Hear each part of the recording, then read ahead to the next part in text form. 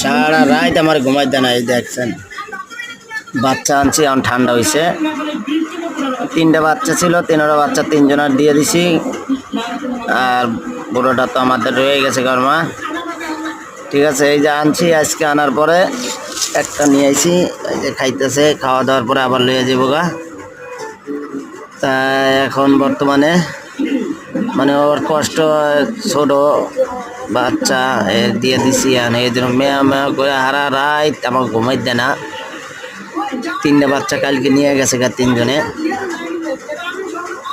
তাই এখন আবার একটা নিয়ে আইছি, মানে আশেপাশে ছিল, এই জন্য বইলা ডাকে আনাইছি। আনাইয়া এখন আর একটু ঠান্ডা করতেছে, মনে করেন যে আবার নিয়ে যাইব একটু পরে। আশা করি বুঝতে পারছেন। মায়ের যন্ত্রণা যে কি জিনিস, একমাত্র যার সন্তান সে ছাড়া কেউ বোঝে না। এটাই বাস্তব, এটাই সত্য। কি বলেন আপনারা?